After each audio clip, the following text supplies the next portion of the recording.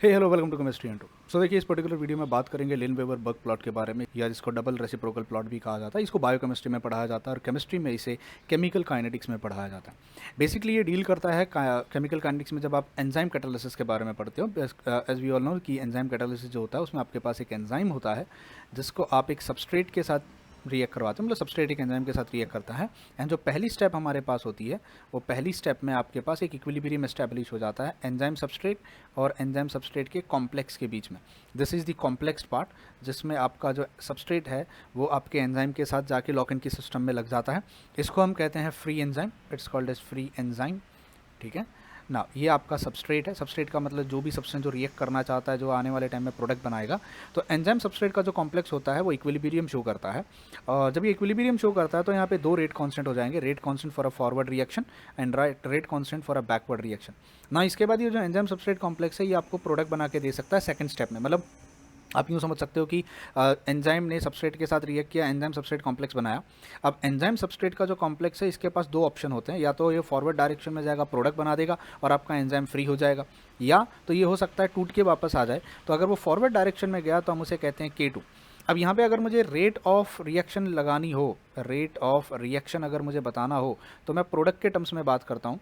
तो rate of reaction का formula होता था change in concentration of product divided by dt। change in concentration of product divided by dt will be equal to K2 into concentration of ES। K2 into concentration of ES, मतलब मैं इस reaction की बात कर रहा हूँ क्योंकि product तो मुझे यही मिल रहा है और रेट ऑफ रिएक्शन जो होगी वो इसी पे डिपेंड करेगी, इस पे डिपेंड करेगी ना। यहाँ पे हम लोग स्टेडी स्टेट अप्रॉक्सीमेशन लगाते हैं। स्टेडी स्टेट अप्रॉक्सीमेशन क्या होता है, कैसे होता है, इसके ऊपर मैं अलग से एक वीडियो बना दूंगा। इवन तो मैंने केमिकल काइनेटिक्स में बनाया हुआ है सीरीज़ में, अगर आप प्लेलिस्ट में जाके देखेंगे तो यहाँ पे हम स्टेडी स्टेट अप्रॉक्सीमेशन लगाते हैं, स्टेडी स्टेट अप्रॉक्सीमेशन लगाते हैं। और स्टेडी स्टेट अप्रॉक्सीमेशन लगाने के बाद हम यहाँ से इसका कॉन्सेंट्रेशन पता करते हैं कि कॉन्सेंट्रेशन ऑफ ES जो होगा वो कितना होगा। अब मैं इसके डेरिवेशन पार्ट पे नहीं जाना चाहता बिकॉज मुझे आपको प्लॉट बताना है, तो आप ये अलग से चाहिए तो कैटालिसिस का पूरा डेरिवेशन आप देख सकते हो। आप यहाँ पे ES का कॉन्सेंट्रेशन निकालते हो। ES का जो कॉन्सेंट्रेशन यहाँ पे निकल के आता है that comes out to be E0। अब ये E0 क्या है?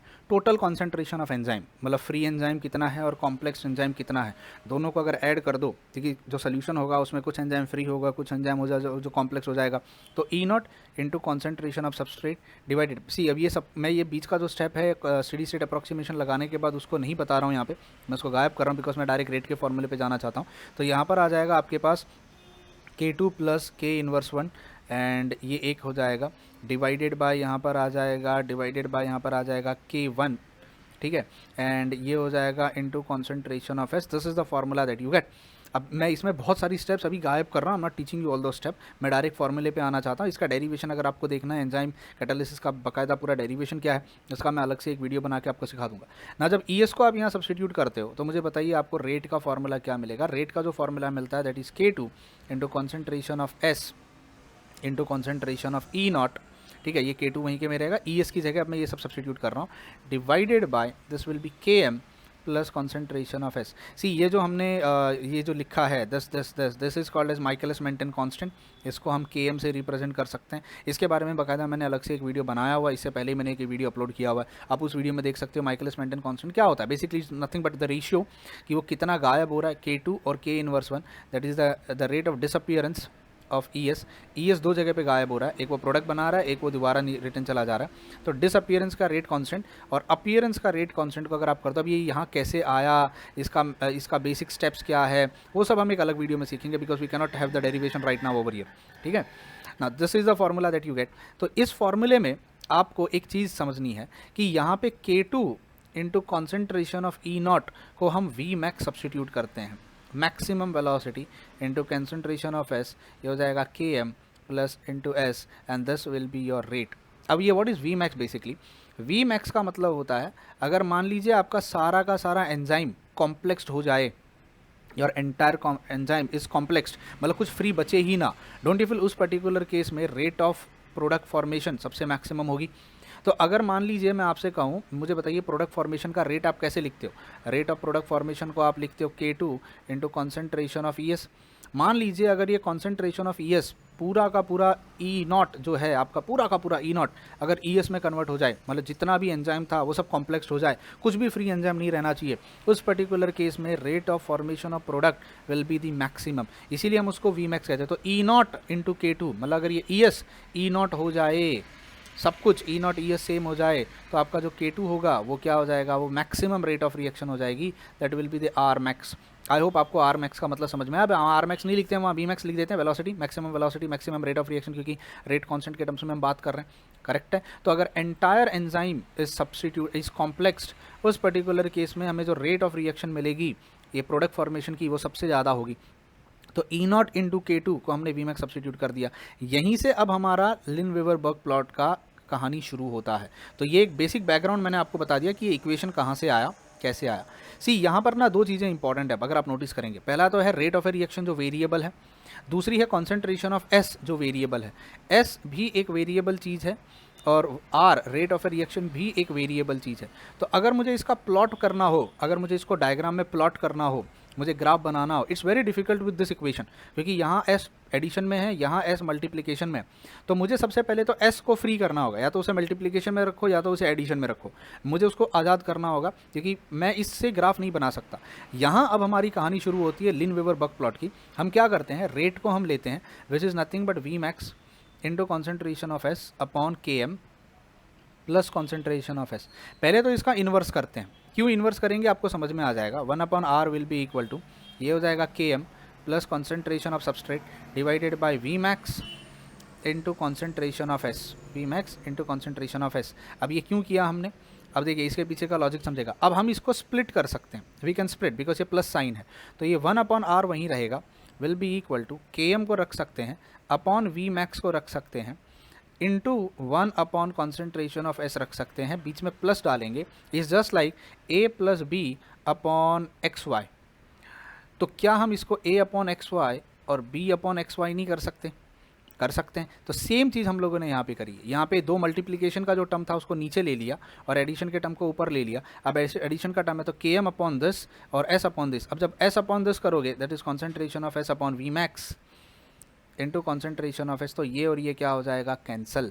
तो finally the formula that I get will be 1 upon rate is equal to KM upon V max, KM upon V max, इसको अलग कर देता हूँ, into 1 upon concentration of S plus 1 upon V max, 1 upon V max. तो सी अगर आप यहाँ notice करें तो एक चीज़ आपकी हो गई है रेट जो कि वेरिएबल है।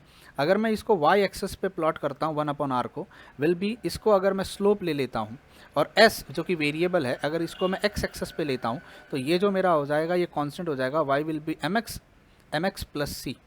तो इसका जो ग्राफ मेरे पास निकल के आएगा वो ग्राफ कुछ इस तरीके से आएगा, this will be the graph, ऐसा, इन दिस वे।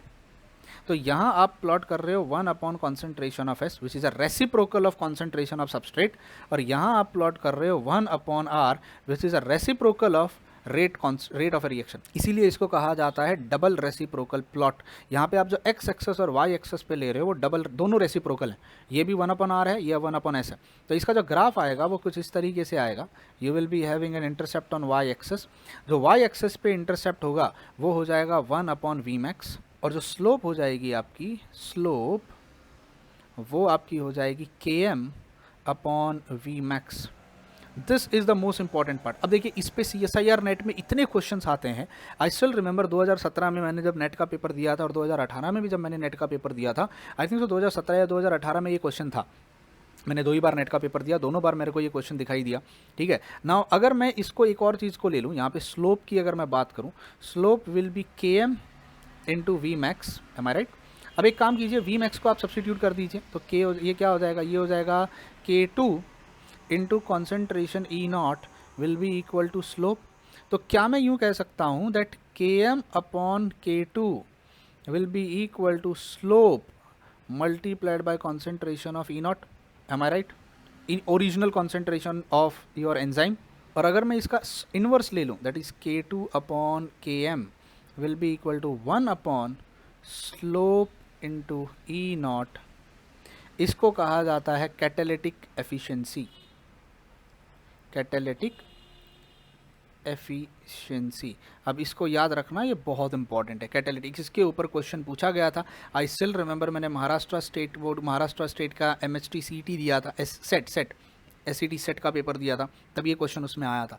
तो जो भी मैंने इस पेज पे यहाँ लिखा है ये एक्चुअल मेन कंटेंट है। इससे पहले तो मैंने आपको सिर्फ बताया कि कोई बैकग्राउंड सेट करके दिया कि कहाँ से ये चीज़ें आई हैं।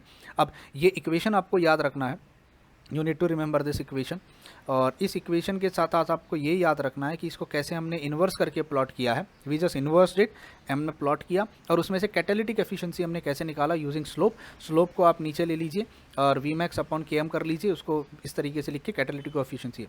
बहुत बार क्वेश्चन में कैटालिटिक कोएफिशिएंसी दिया होता है और आपको पूछा जाता है कि बताइए, मतलब इसमें K2 KM स्लोप या कुछ दिया होगा और कोई एक चीज़ आपसे पूछा होगा। मोस्टली वो माइकलिस मेंटन कांस्टेंट की वैल्यू पूछते हैं, they ask you the Michaelis Menten constant का value and using this you can solve this equations. ठीक है, तो उम्मीद करता हूँ कि आपको लिन-वेवर बक प्लॉट के बारे में समझ में आया। This is what is called as Lineweaver Burk plot, जहाँ पे आप डबल रेसिप्रोकल को प्लॉट करते हो। एक ये इन्वर्स होता है आपके पास और एक ये इन्वर्स होता है आपके पास। So let's meet in some other video. In case if you like this video, please do consider subscribing the channel, hit the bell icon button, and if possible share the videos. Till then, bye bye, take care, and God bless you all.